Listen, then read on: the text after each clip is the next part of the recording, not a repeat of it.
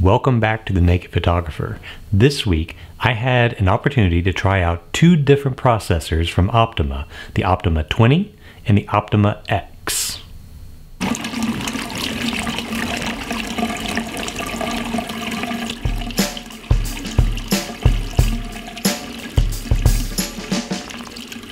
So the folks at Silver Grain Classic Magazine put me in touch with the folks over at Nova Acrylics, which make the Optima processors. And they wanted to have someone test out a couple of their models and see what they thought. Now, to start off, let me tell you, I have not been paid by anyone to do this review. I was sent someone's personal machine that they have bought to test out. So it's just on loan from the guy who bought it, and I am not obligated by anyone to just sing the praises. So if there's any issues, I am going to report those, but if there's anything I like, obviously I'll mention those as well. So this is not going to be a tutorial how-to video on how to use these things, though I am going to go over what you can get, what the processors are, the different options that I've seen, as well as just kind of an overview of how they're used. If you've ever used or seen used a Nova processor, it's very similar since they're made by the same people. And then I'm just going to give my impressions. So let me go ahead and grab the first one. We'll take a look at the OptimaX first, and I'll give you an overview of what it is, how it works, and what I thought about it. So the OptimaX is a pretty simple setup. It is a base, which are just two pieces of 1/2 inch or 12 millimeter thick acrylic with these threaded rods that go all the way through, bolted on either end, and plastic tubes that go around that to protect everything. You do have to assemble this yourself. That saves on shipping by going flat. So you just put the rods through, bolt it, and go from there. Then you add the flat trays or the slots that you would use for everything. And this particular machine holds up to 8 of these and then has a 9th slot for a guard. So let me show you what that is first. So you're going to get as many of these things as you like. So it's a flat tray. Let's put one in here, give you an idea.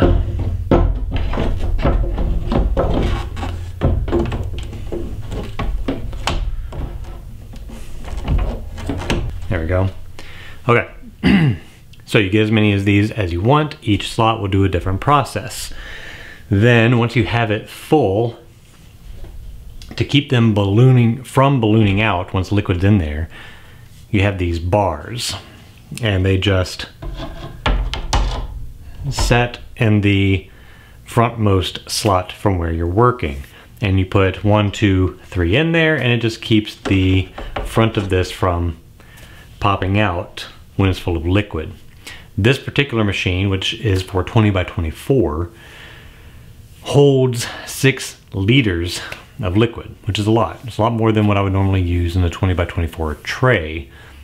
But the idea is that these lids, which fit down on top of this, would be down onto the top level of the liquid, allowing only just a little bit of air to get in, and therefore you would have less oxidation of your chemistry. Does that work? I don't know. I did not had an opportunity to keep this long enough to do a long-term test to know how long these keep. It should, theoretically, keep longer than an open tray. But how long?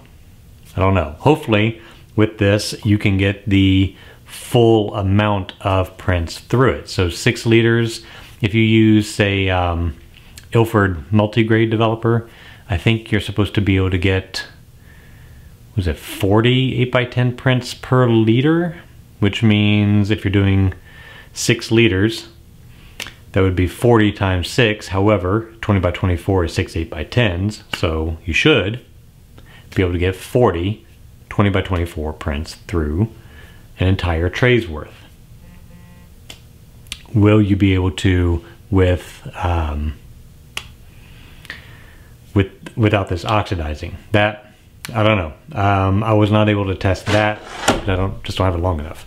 But this ultimately is how it works. Now, to develop the paper, what you would want to do is either use tongs, which would only reach a little bit down in there, the clips from a Nova processor, or you can get the tray that is provided or available for these. And the tray slides down in there, and then you can shuffle it around, lift it side to side, go around, whatever you want to agitate. So, does the tray system work? Yes, it does. I made this 20 by 24 print in this processor. I used 3 steps: developer, stop, and fix. I used a single fix, just high pan fixer, for 2 minutes because I mixed it up at the lower dilution, or higher dilution rather, and it worked perfectly fine. Once I was done, I put it into my vertical print washer and washed it, and it worked great. Now, with 8 slots, you could have developer, stop, fix 1, fix 2, a rinse, selenium tone, hypoclear, and then you go into a wash. That would work pretty well. You could have 8 different slots there and do that. This system does work. I found with these, they sent me about 3 or 4 of these to work with, but I actually didn't find that I needed more than 1. Because it's ABS plastic, it dries very, very quickly. Once I had the print out of the rinse and I took the print off, I could just quickly wipe it down with a microfiber towel, which if you want a naked photographer towel, you can get one from the link down in the description, as well as t-shirts such as this. Enough selling there. Just wiped it down, and then by the time I had the next print exposed and ready to go, it was already dried off. So it worked pretty well. Agitation, there's not a whole lot of movement, but there's enough. And there you go. So once you're done with all of that, then you would need to drain it. So to drain it, you are provided, let me see where I find it. Here we go. With a 200 cc syringe and a plastic hose. Now, I would imagine for the small units, this works perfectly fine for draining. For the large unit, I found getting this to go all the way down to the bottom, sucking out 200 cc's, then pushing this out into a bucket or bottle or the drain, and then reattaching and doing it again was a hassle. 6 liters, 200 cc's, that's 30 of these to empty that. You could probably do a little bit less than 30.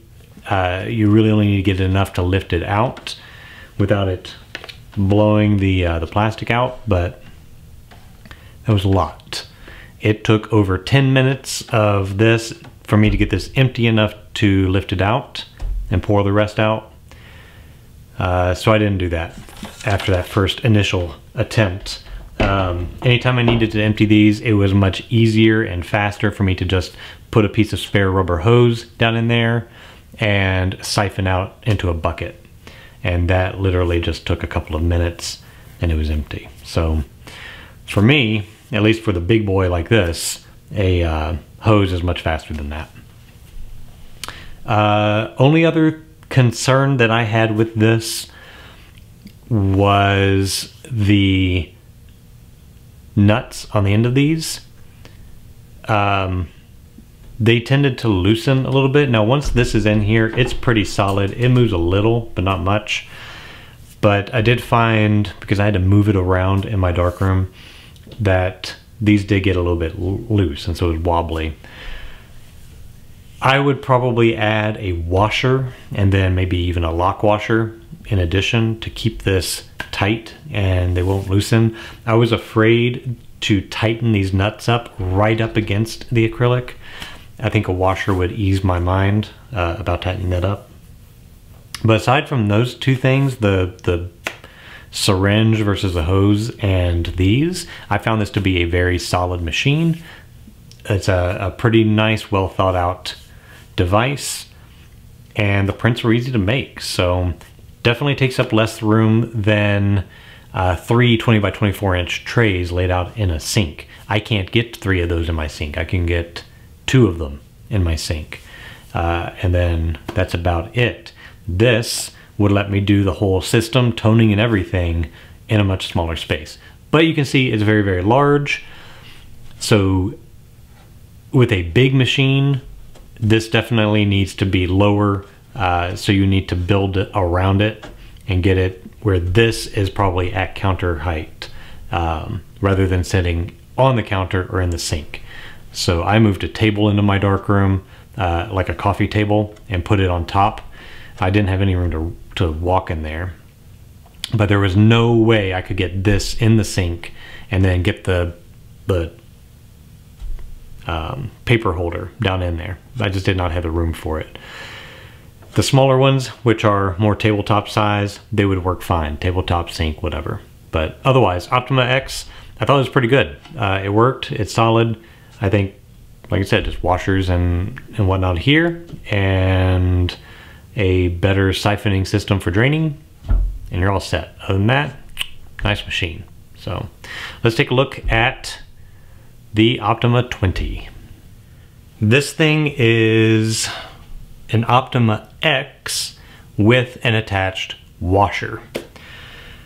So there are a few different options you can do for this. The heating elements, I believe, are optional. This particular one has 2. The small units, I think, have only 1, and different wattage. These are 350 watts each, which should be a total of 700 watts, but I'm not an electrician, so I'm not sure that's exactly how it works. But for the sake of this argument, let's say it does. Now, how this thing works and how it's different. For one, you don't assemble it. It's already assembled. That's good. It is much bigger, so it's going to be a lot more expensive to ship because it does not collapse. But it does have racks on the front. Let's see if I can turn this a little bit so you can see. Sorry, I get glare from my lights. You can see here, I've got racks just like the OptimaX. And there are 1, 2, 3, 4, which means you can have 3 of your trays plus the stop at the beginning. But the vertical slot trays also fit into the wash chamber itself. That's important to note. We'll get to that in a moment. So you can have, I think, 5 of those inside the washer, giving you a total of 8 slots, just like the OptimaX. So overall, you get just as much versatility out of it. So you can have the same number. However, when you do that, you have no room for actual washing. So you could, with this unit, have your 3 trays, developer, stop, fix. You could have maybe a couple in here, like toner and hypoclear, and then several slots for washing. Dividers are available. And they slide in.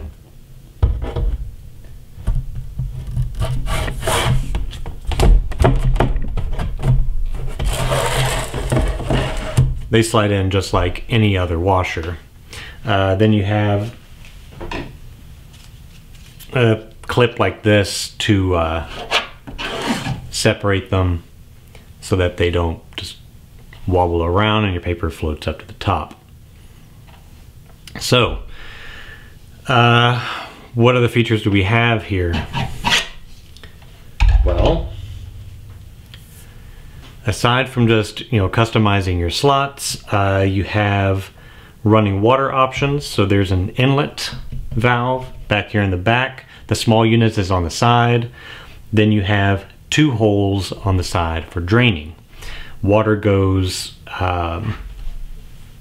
up over, it comes up into this area. It also goes through a hole down in the bottom. It fills up, flows over the top of a little bit, and then back down to go through the drain pipe, the drain hose. Then the other hole has a valve, and that just is a hole straight into the device so that it can quickly drain. That would be more like if you just want to drain it empty. Whereas this is more for drainage during a wash cycle. Let me talk about the rest of the features and then I'll talk about my impressions of it. So you have your slots, you have the dividers for the washer, you have your hoses, and then there are a couple other things that they sent me. And that would be these things. So bottles, they fit right in there like that. And then this, oh, not gonna fit with that in there. And that fits there like that. So they're inside the washer tank. This is to allow a tempered water to temper your bottles, and this is just a shelf for a film development tank. I believe they advertise as Patterson, but any tank really would fit on the shelf. And then you can get several of these, so developer, stop, fix, whatever. And then that's really how this thing works. You empty it the same, you can vary your slots the same, the washer is just a running water washer, and that's it. So again, it worked really, really well. I did a color print. Let me see, yeah. So I did color. So what I set up, I did not have any slots on the outside. I had 3 of the slots on the inside, a water pre-rinse, my RA4 developer, and RA4 Blix. And then using the tank, I had a tempered water bath. Now, a tempered water bath, if you do not have incoming water at the temperature of your bath, then you would just shut the water off. You don't allow it to drain, and it's just a static water bath. If you have water that can come in at the temperature you're doing, then you can have a current flow around everything. Or if you want to go out there and find one, you can get a circulating pump, and you can just have this fast quick drain here. You could have the hose connect to a pump and then connect that pump to the inlet here, and then you could circulate warm water. They don't offer a pump at Optima, but I've seen circulation pumps at other places, and you could feasibly, you could have one. So I had this thing, 3 slots, ready for RA4 printing, and I did not use 20 by 24 paper for that. I used smaller paper because I kind of want to see big machine, smaller paper. So there is, I can find it. All right, smaller pieces here. And if you're wondering what these hooks are for, I'm assuming that's what they're for. They hang on here and keep this thing from falling down in there. Now this is for 11 by 14. I'm assuming there's 8 by 10 available. I was not sent any 8 by 10. I have 11 by 14 and 20 by 24. But my paper is 8 by 10. So I found, when it's in there, it wanted to float off. So I would strongly recommend you get the ones that actually fit. Which brings me to another thing I forgot to mention with the OptimaX when I did the 20 by 24, test strips. I do my test strips long ways, not short. So I found that there's nothing to hold it in the holder except gravity. Well, gravity in a liquid doesn't exactly pull things down the same speed. So I would shuffle, but the test strip would just kind of float around and sometimes get off of the rack and fall down. I don't know if a vertical one would work, because vertical, yeah, the catch on the bottom, but at the top, this part, you can actually kind of pinch closed. So something like that. It keeps the paper from falling. So a vertical test strip may have worked, and I could pinch it and it would stay still. But a vertical test strip is just unusual for me, or a 20-inch short side test strip is unusual for me, so didn't do that. The way that I did it didn't work out all that great. It worked, but it was a little frustrating. So the RA4, it did work, same thing, dip it in, agitate, move it over, agitate, and so on. And then I just used the water back here as just a rinse to then move it to a tray of running water for a wash. Now, the print, ultimately, it did work. I could go through and do better color balancing, but I didn't really have any interest in really making a print. I just wanted to make sure that the machine worked and see how it worked and so forth. So one of my test strips, or actually very many of my early prints, I'm not sure if you can see it, but all of this is cyan, all down the border. And it took me a little while to track it down, but what I tracked it down to was the heating elements down in here. There is an orange glow, not from the element itself, it's from inside. There's a black body here, and there's a hole. And in that hole is an orange LED light, or it's the heating element, I can't tell which. But it comes on when you plug it in. And it was intense enough to fog the paper. So when I unplugged the elements, no fog. Now, would that happen if I were doing 20 by 24? Maybe not, because the holder is so big, it would actually block that. And it's black and it's opaque. This is small, it didn't block it, so that light could just bounce around through the trays, and it seemed to have fogged my paper. Well, I think Optima said that they will do custom color of the slots because they can get acrylic in different colors. So it's possible that you may want to get one of them with a black opaque back. So the actual slot would be opaque on the back side, and that would block the light. And you could use that for the one nearest the heating elements. Otherwise, you would have to unplug your elements while you print, and I find that just a recipe for inconsistent temperature. So keep that in mind. It's not unworkable. I just found that that was something that actually occurred. I did track it down and I got it solved and then printed fine without it. Overall, this worked really, really well. It is very large. Again, I would probably build around this so that the top was at counter height because it's just unwieldy trying to pull that big thing out.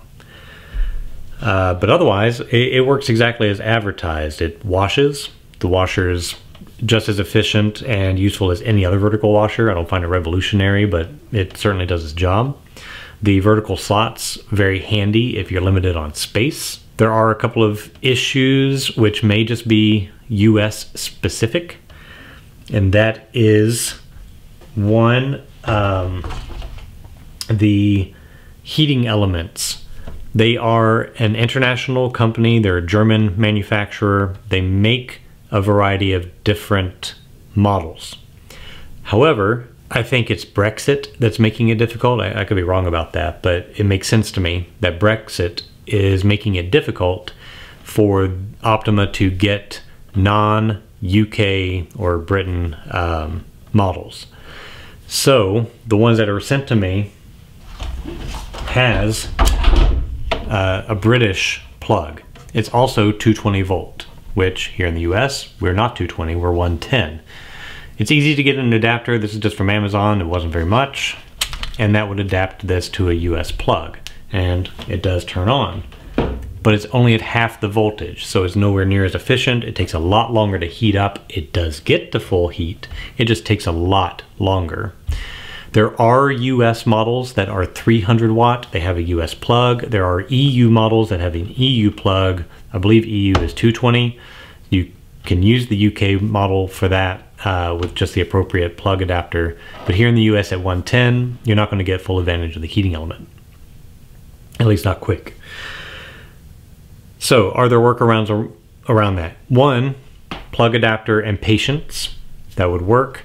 Number two would be maybe contacting Optima. Now, I can't speak for Optima. I can't tell you what they will and will not do, but it might be worth asking if they would be willing to let you send US model heating elements to them to then install in your unit and send back to you. It would be worth asking. I have not tried to see if these are removable by the user. It's not my machine, I'm not going to try. If it is, then you could always just order it without the heating elements and install them yourself. The US model is 300 watt, these are 350, so it's a little bit less wattage, but not enough to matter. You're talking 600 watts total instead of 700. And I don't even know if you can send the US model to Britain without customs issues. I don't know. So the other workaround is just what I did, and that's just deal with the lower wattage and the EU plug, or the Britain plug. The other issue that I found is the inlet hose. So they sent me this, and the connector on the back is a quick connect by a company called Hose Lock. I've never heard of Hose Lock before, and their website says they're an international company, but I only found Hose Lock stuff being sold in Britain. I could not find it anywhere in the US. Amazon was willing to sell it to me, but the shipping charges from Britain were ridiculous. So the hose lock connection here connects back here really, really well.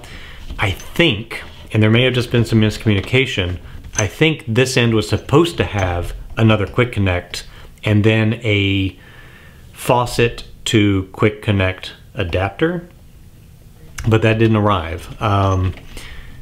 So I just got a standard garden hose connector that has a barb for this size hose, and I just stuck it in there and screwed it onto my faucet. So this worked really well. It was just a few bucks at Lowe's. Home Depot will have them, Ace, whatever. So no big deal there. Now, if Optima does actually send the hose with both connectors and the faucet adapter, you're fine, because it's just a standard garden hose adapter you screw on to any other faucet, and then just snap them together, snap it down here, and you're fine.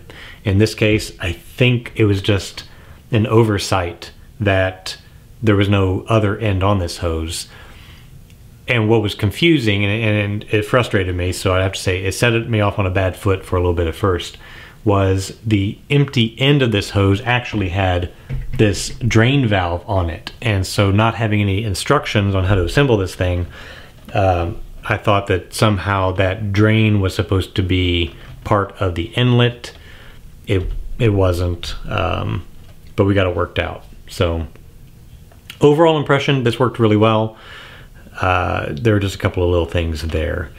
Now, when it comes to the shelf and the bottle, I didn't test those because I'm not using this to develop film.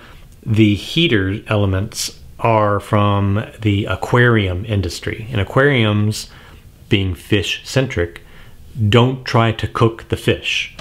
Therefore, these only get up to 34 degrees Celsius. That's great for RA4. You can do a minute and a half at 33 degrees Celsius, which I set these to 33. They got up to 33. It just took all day, and printing was fine. But the shelf would indicate that you'd be developing film at a water bath, and for trying to get this up to 20 degrees C, 68 degrees Fahrenheit from a cold room, that would work great. But if you're trying to get this up to 100 degrees to do C41 or E6 or 38 degrees Celsius, you're not going to do that. These heating elements are not designed to go that hot.